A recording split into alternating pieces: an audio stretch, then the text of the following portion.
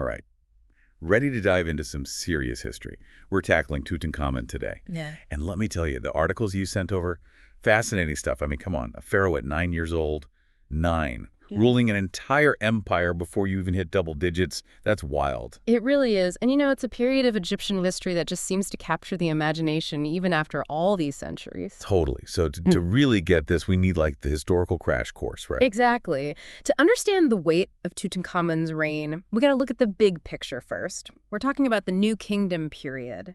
Think of Egypt at its most powerful, influential, wealthy, and ruled by pharaohs considered to be living gods. Okay, so already a big deal, even for ancient Egypt.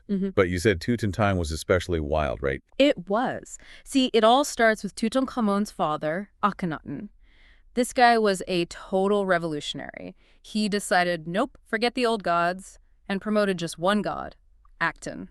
Sidelined the entire traditional pantheon. Whoa, hold on. One god. That's a big change. Huge. This wasn't just some personal belief system. This was turning Egyptian society on its head.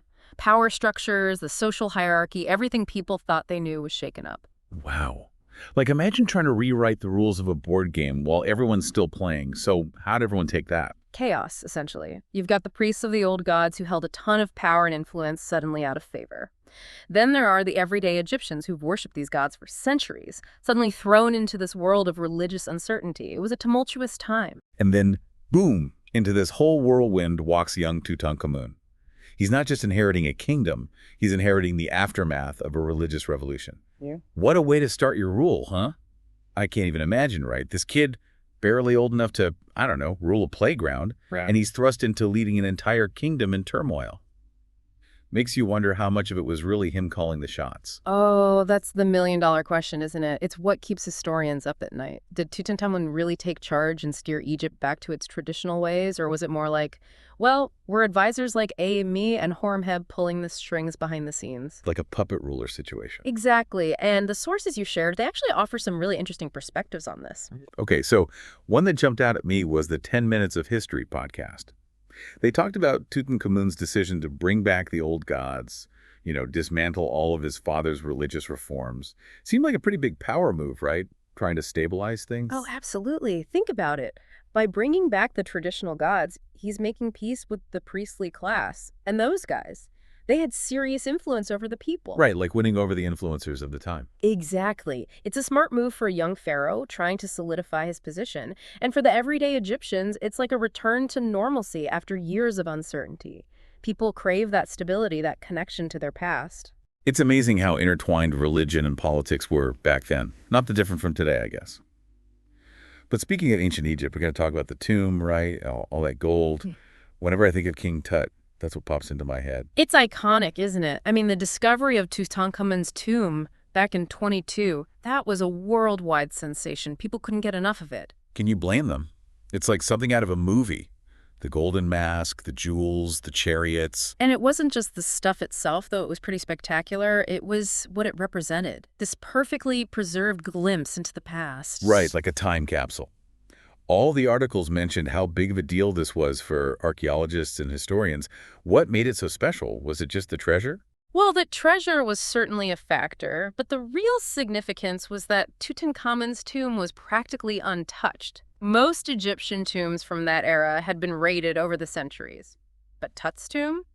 He was like stepping back in time. So we're talking more than just some cool artifacts. This was like a complete picture of ancient Egyptian life. Exactly. We're talking burial rituals, religious beliefs, even their diet, all preserved for thousands of years. It completely changed how we understood ancient Egypt. Wow.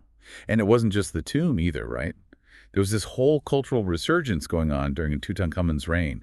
Art, architecture, craftsmanship, everything was booming. You're hitting on a really important point. It wasn't just about burying the pharaoh with riches. It was this whole society flourishing creatively. Yeah, so was that Tut's doing? Did he decide to invest in the arts?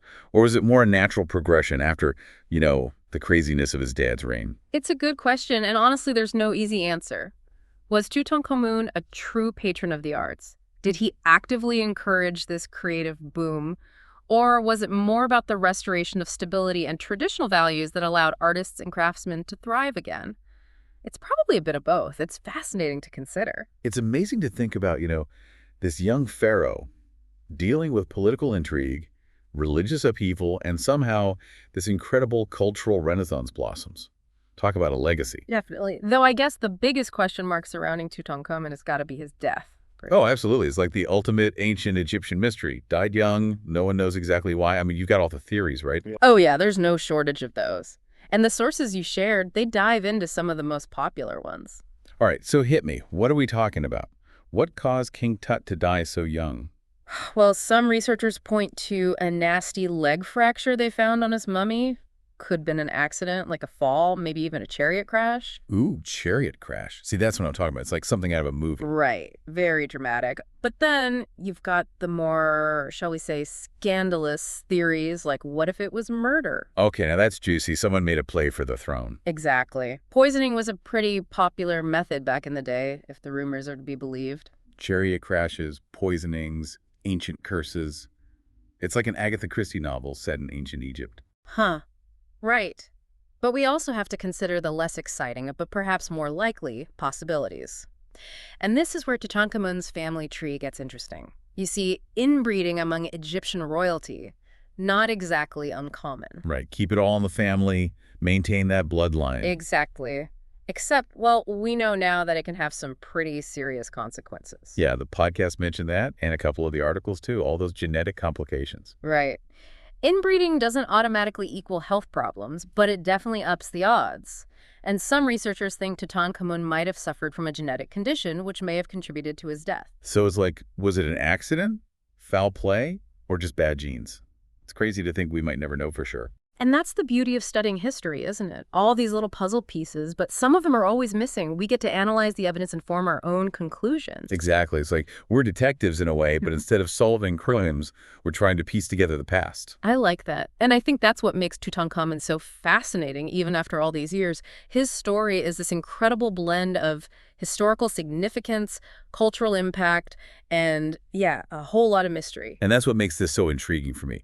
It's not just names and dates in a textbook. This is real life, or, well, real ancient life. We're talking about a king who ruled as a child, a society undergoing incredible changes and mysteries we may never fully unravel. Well said. And, it makes you wonder, what else is out there waiting to be discovered? That's the beauty of it. Who knows what other mysteries we'll unearth in the future? But until then, keep exploring, keep asking questions, and we'll be back with another deep dive into history soon.